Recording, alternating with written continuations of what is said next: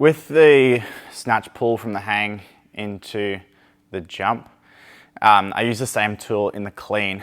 The jump tool is important to preface that we won't really use it later on.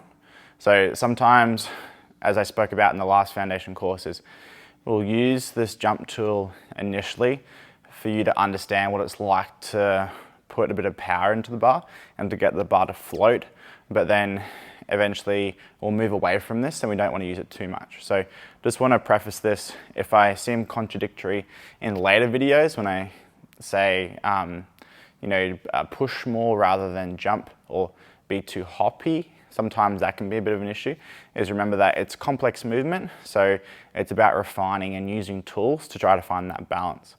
Now with this one, what I'd like to do, go the same grip as you did before. Standing up first, so we're not going from the floor, we're going to go from this position. We're going to go to the hang.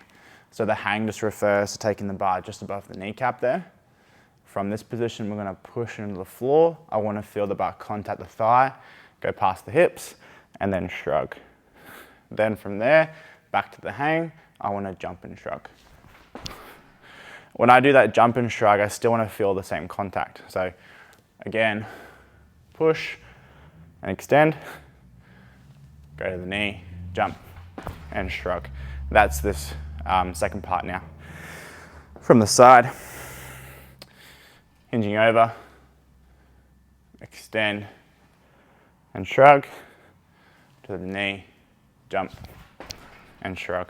So I do want you to leave the ground and keep the arms relaxed. I want the work to be done through the legs. Again, here, extend, to the knee, jump, just to get a feel what it's like for the bar to float. We don't have to go in a hook grip yet if you're not familiar or comfortable with it, but you can start giving it a go. So maybe you can see from there, if I go in a hook grip, that's what it's going to look like. Thumb, fingers over the top. And I'll just maintain that when I go through this movement. Shrug, jump, and shrug like that. With hook grip, you can use thumb tape to make it a little bit easier, a little bit nicer on the thumb. I do. So that's something you can start to give a go, but it's not crazily important now. With this movement, we can do it with a little bit of weight. I won't demo with the weight because I feel like you can see pretty much everything I want to see. Don't really go any heavier than say 30 or 40 kilos. This movement is just to get an idea of what it's like to use the legs to create momentum. And I'll explain how other ways of doing that in the start can cause issues later on. And I'll go through that in the common mistakes part. But for now, take this away, one pull from the hang, make sure you get in contact. So feel the bar, on the thigh, graze the hips, keep it close to your body.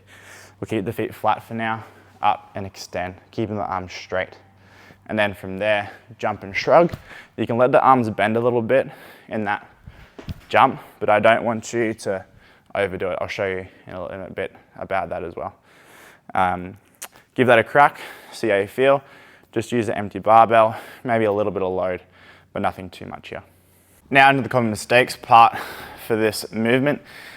So when we do go through it, some things that I see, and the reason why I give this for you guys to do is because when people learn how to do a snatch, they'll tend to want to use the arms too much and not use the legs enough. So when I grab the bar, or what a lot of people tend to do when they want to do a snatch or even a pull, when they go for their pull, they'll want to do this or pull it out with the arms too soon.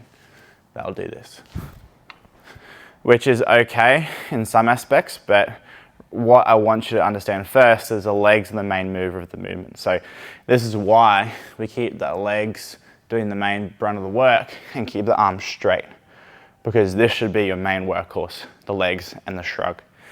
Then when you go to your jump, it's a big tool just to teach you to keep the arms relaxed and to learn how to create momentum with the barbell. So when I do it, and if I let my arms stay loose, my arms will bend naturally because I've put force into the bar, so the bar is actually pushing my arms up. This will change in the future, and some people will need to use the arms more because they're not punching through or following through enough. But I find with 99% of beginners, they tend to bend the arms too soon and then try to do too much with the upper body. If you see from the side, if you are doing this, okay, don't do that.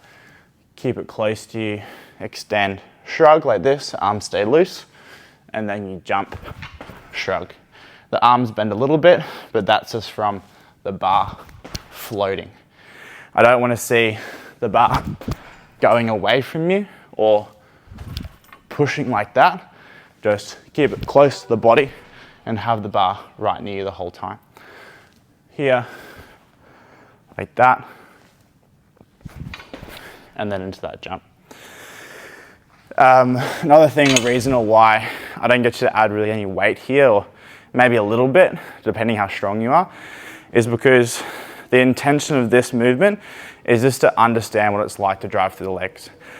Some people have never really been explosive or powerful in any sports or other things they've done. So it's really hard for them to do the snatch when they don't know what that feels like. So this might be you. You might be trying to learn a snatch. You might be going like that. So when I see someone who doesn't know how to create force and momentum, I like to use this just so they understand what it's like to be athletic and to be a bit faster with the movement, but in a controlled way where I'm keeping a lot of the technical cues minimal.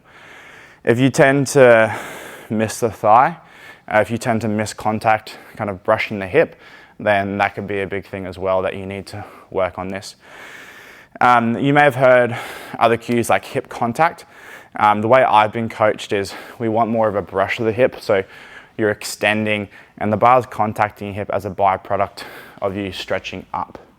I don't want you to hip thrust the bar and push the hips forward too much because that can push the bar away from you. I just want you to extend, get as tall as you can, and then that will then allow the bar to come up. We don't want the bar to go away from our body, we want it to stay straight.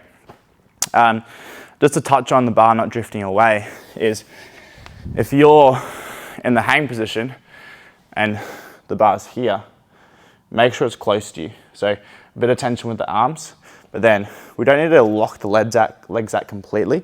We can keep them bent slightly, but we don't want them too bent like this.